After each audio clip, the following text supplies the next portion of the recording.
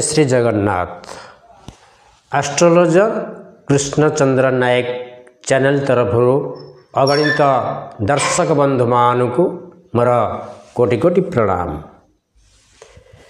आज एक सुंदर टिप्स नहीं आपण निकट को चली आसी। विवाह प्रतिबंधक कहीं हुए एवं तार सुंदर सुंदर प्रतिकार मान आज उपस्थापन करने को जाऊँगी। दर्शक बंधु जो माने प्रथम करी मोरे चैनल टी को आसचंती समान को अनुरोध ये चैनल टी को सब्सक्राइब करने को केवे भूलिबे नाही एवं समस्त दर्शक बंधु मान को मोर अनुरोध चैनल टी को भल भाव देखिए एवं मूलरू शेष पर्यंत देखिए एवं ता सहित जदि आपन को भल लगी तेबे आपण लाइक शेयर कमेंट करने को मध्य भूलिबे नाही। चलन दर्शक बंधु आज कार्यक्रम आरंभ करने को जीवा। आज विषय वस्तुटी हेउची विवाह प्रतिबंधक और एहार प्रतिकार। साधारणतः विवाह जन्म कोष्ठीर सप्तम स्थान विचार करा जाइथाय। उभय पुत्र एवं कन्या मानक पाई लग्नर द्वितीय स्थान मध्य विवाह विचार करा जाए।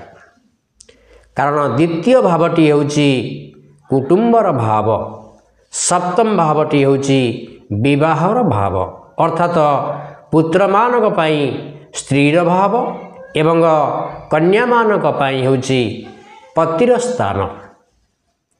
तेणु जेतेबेले सप्तमाधिपति ग्रह एवं द्वितीयाधिपति ग्रह एमान जदि कौनसी ग्रह मानक द्वारा पाप पीड़ित होइथिबे से क्षेत्र रे उभय विवाह योग्य थिबा कन्या एवं पुत्रक पाई विवाह रे नाना प्रकार प्रतिबंधक आसीथाय।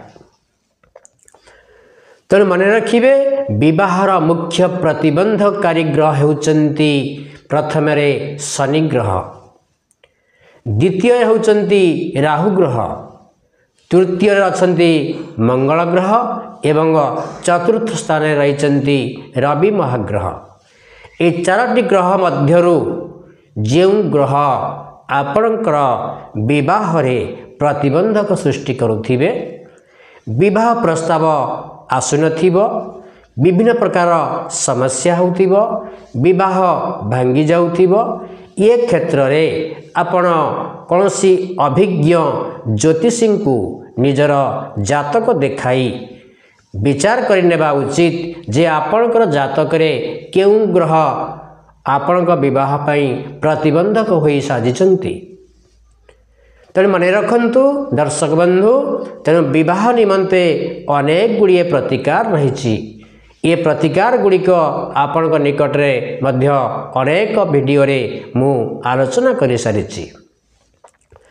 जदि आपणकर विशेष भाव रे विवाह प्रतिबंधक होची आपण सोमवार व्रत करंतु। एई सोमवार व्रतटी मध्य विवाह प्रतिबंध को दूर करि पारिबो। शुक्रवार व्रत मध्य करि पारिबे। आनंद लहरी स्तोत्र पाठ कले विवाह प्रतिबंधक दूर होई थाए। पावमान स्तोत्र पाठ कले दैनिक ए मध्य विवाहर प्रतिबंधक को दूर करि थाए। तापरे आपनकर पार्वती स्वयंवर स्तोत्र प्रतिदिन पाठ कले विवाह प्रतिबंधक दूर होई सहजरे विवाह होई थाए। श्री राम रक्षा स्तोत्र पाठ कले मध्य विवाह प्रतिबंधक दूर हुए।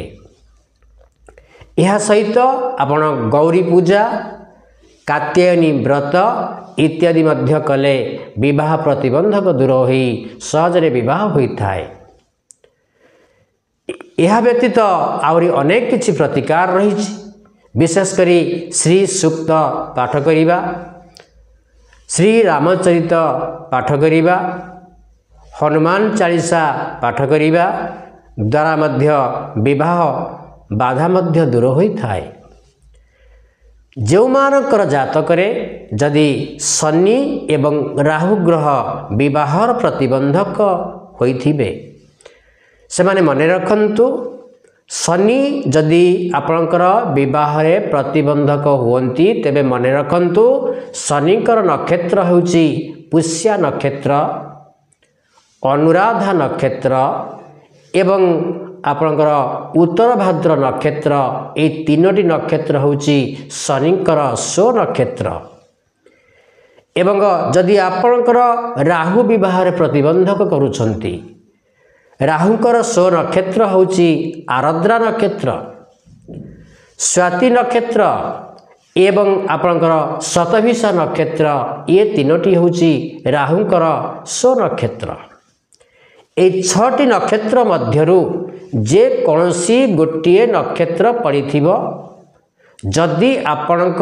जातकरे शनि किंबा राहु किंबा शनि राहु उभय जातकरे विवाहरे प्रतिबंधक आणुथिबे तेबे मने रखंतु ए छटी नक्षत्र मध्यरु जे कौनसी दिन विशेष करिकिनी शनिवार हेतिबो से शनिवार दिन आपणकर ए छटी नक्षत्र मध्यरु जे कौनसी गोटिए नक्षत्र पड़िथिबो बार थिबो शनिवार ए छटी नक्षत्ररु जे कौनसी गोटिए नक्षत्र पड़िथिबो एवं तिथिमानक मध्यरे जदि आपणकर कृष्ण पक्षर चतुर्दशी हेतिबो किंबा शुक्ल पक्षर चतुर्दशी पड़िथिबो आहुरी उत्तम ए दिनटी रे आपण कोन करिवे शिवंक पाखरे षोडश पूजारे विशेष करकिनी अष्टाध्यायी रुद्राभिषेक करिवे बार होइतिबो शनिवार जदि राहु किंबा शनि उभय दुईटी ग्रह